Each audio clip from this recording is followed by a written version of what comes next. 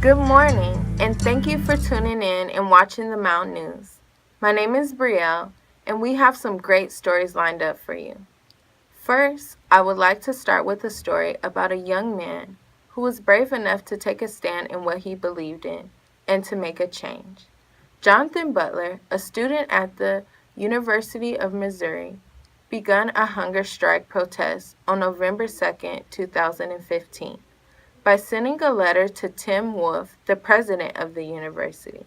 He stated in his letter that after many racial incidents occurred on campus and that Mr. Wolf never dealt with these issues, it would be best if he would step down from his position. In the letter, he also states that he had met with his doctor and pastor on his health and also redid his will. He would not eat until Mr. Wolf stepped down from his position.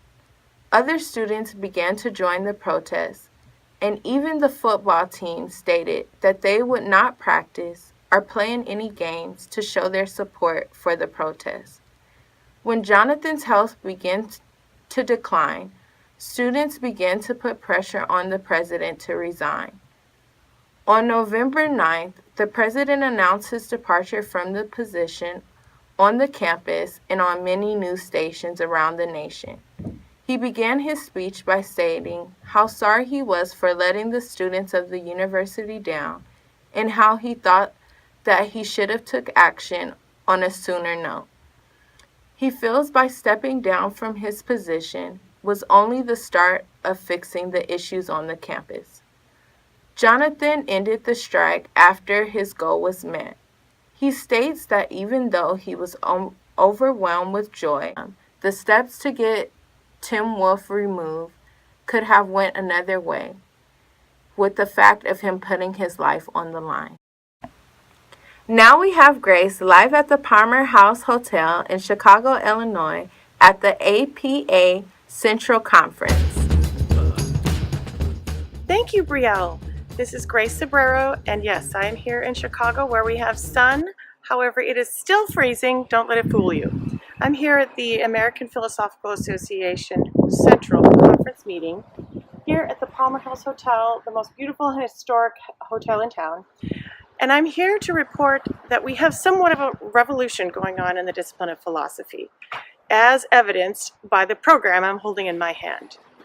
Traditionally, philosophy, we think of old white men in robes talking in the center square, Socrates, Plato, all those guys. We don't normally think about a diverse group of people in a group talking about issues such as mass incarceration, racism, equality, feminism, issues such as philosophy of disability. What does it mean to make sure that we show dignity to those with disabilities? These are just some of the issues on the program.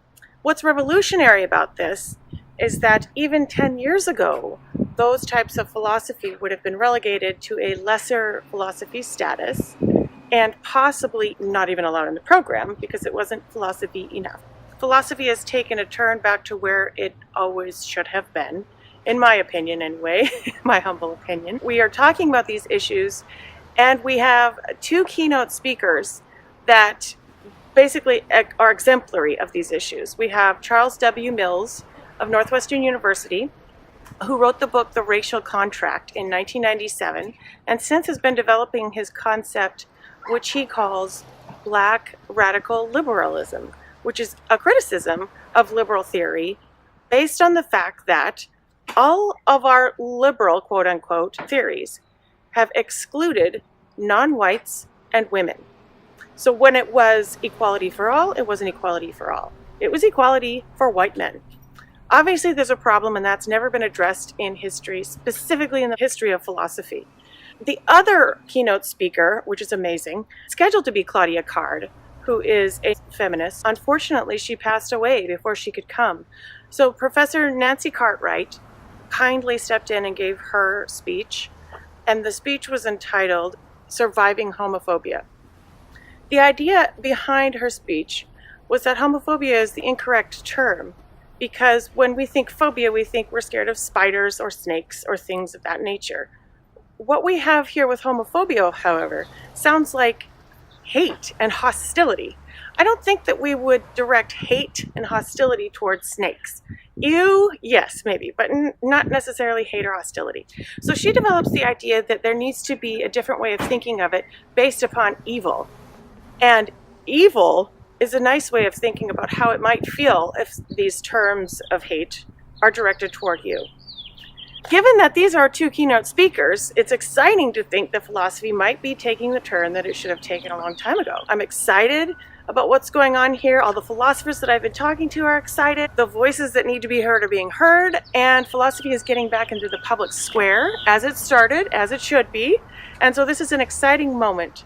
I'm so thankful that you've given me the time here. Thank you so much, Briel. Back to you in the studio. Our last story is coming live from Universal Studios Hollywood. Ruby is on the scene now. Ruby, can you hear me? Thank you, Briel. Yes, I'm here at Universal Studios Hollywood in Los Angeles, California, for the opening of the Wizarding World of Harry Potter. 5 years in the making, and the wait is finally over. The millions of fans that have followed the books and movies can now come and experience the world of Harry Potter.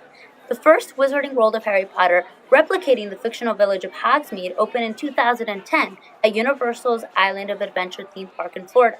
In 2014, a second model after Diagon Alley debuted next door at Universal Studios Florida.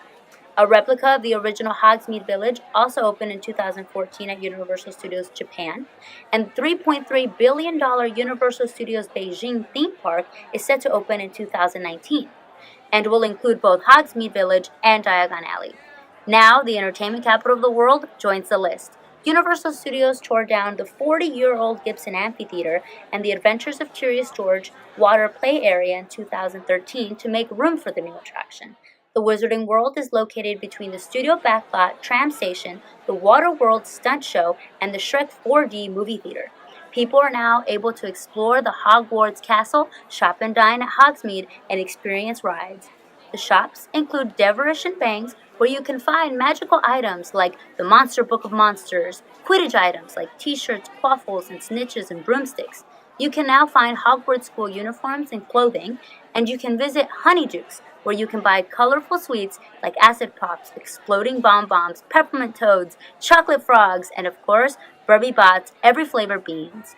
Another shop you can visit is Ollivander's, where you can actually see a wand, choose as wizard, and walk out with a wand of your own. You can also go to Three Broomsticks for dinner and enjoy the popular and tasty shortbread butterscotch flavored drink, Butterbeer. That's all for now. Back to you, Briel. That's our show this morning. Thank you for tuning in to the Mountain News. See you next time.